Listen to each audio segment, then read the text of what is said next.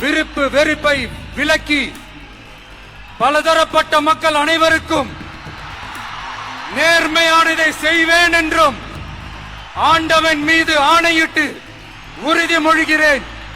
क्या बिना भ्रष्टाचार के सरकार चल सकती है? ये सवाल सुनने में आदर्शवादी लगता है, लेकिन तमिलनाडु में नई सरकार बनने के बाद एक ऐसा दावा सामने आया है जिसने पूरे देश के ध्यान को अपनी ओर खींच लिया है। सिर्फ 1.5 महीने पहले सत्ता में आए मुख्यमंत्री विजय ने जनता से वादा किया था कि उनकी सरकार बंद कमरों में फैसले नहीं लेगी।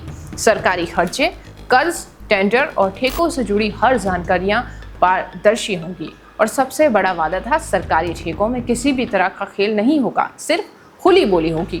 अब सवाल यह है कि क्या वाकई जमीनी स्तर पर कुछ बदलता नजर आ रहा है?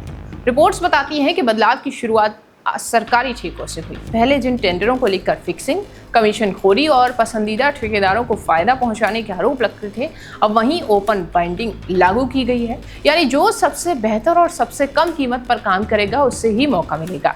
और यहीं से कहानी दिलचस्प हो जाती है। द टाइम्स ऑफ इंडिया और अन्य रिपोर्ट्स के मुताबिक चेन्नई नगर निगम के कई प्रोजेक्ट्स में ठेकेदारों ने सरकारी अनुमानित लागत से 25 से 30% तक कम कीमत पर काम करने की पेशकश की। सोचिए, जिस काम के लिए सरकार ने 25 लाख रुपए का अनुमान लगाया, उस काम को करने के लिए कई ठेकेदार उससे कहीं कम रकम पर तैयार हो गए। अम्बुतर इलाके में सड़क सुधार का एक प्रोजेक्ट था। सरकारी लागत करीब 25 लाख रुपए तय की गई। इस काम के लिए 9 ठेकेदार मैदान में उतारे गए। इनमें से केवल एक ने सरकारी अनुमान से ज्यादा रकम मांगी, जबकि बाकी सभी ने कम कीमत पर काम करने की पेशकश की।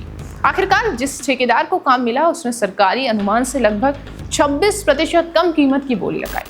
नतीजा ये हुआ कि 25 लाख रुपए का काम करीब 17 लाख रुपए में ही हो गया। यानी सिर्फ एक टेंडर में ही लाखों रुपए की बचत।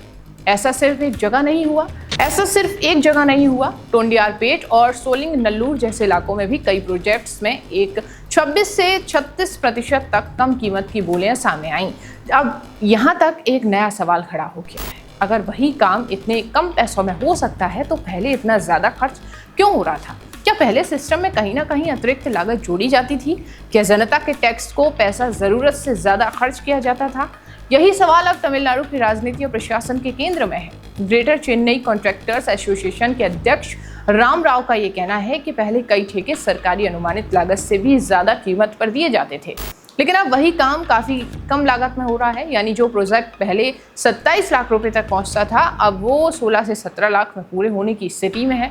तमिलनाडु सरकार के मंत्री यादव अर्जुना ने भी पिछली व्यवस्थाओं पर सवाल उठाए। उनका आरोप है कि पहले ठेकों के आवंटन में नियमों का उल्लंघन, पक्षपात और रिश्वतखोरी जैसी समस्याएं मौजूद थीं। सरकार का दावा है कि अब किसी ठेकेदार से कमीशन या रिश्वत नहीं मांगी जाएगी और सभी परियोजनाओं में पूरी पारदर्शिता रखी जाएगी। यानी सरकार एक नया मॉडल पेश करने की कोशिश कर रही है, जहां टेंडर प्रक्रिया पूरी तरह खुली हो, हर किसी को बराबर का मौका मिले और जनता का पैसा भी बचाया जा सके। हालांकि कहानी का दूसरा पक्ष भी है। कई विशेषज्ञों का मानना है कि सिर्फ कम कीमत पर काम मिल जाना ही सफलता की गारंटी नहीं है।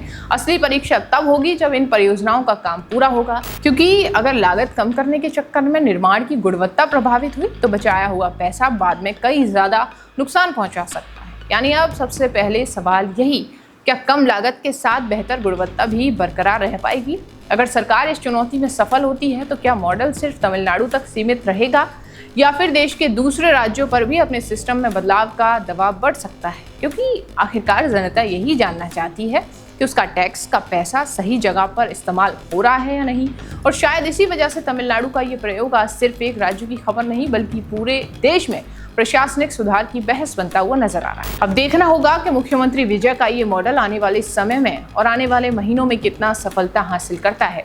क्या ये वाकई भ्रष्टाचार कम करने का रास्ता साबित होगा, या फिर गुणवत्ता और व्यावहारिक चुनौतियां इसके सामने बड़ी बाधा बन जाएंगी? आपकी क्या राय है? हमें कमेंट बॉक्स में जरूर बताइएगा।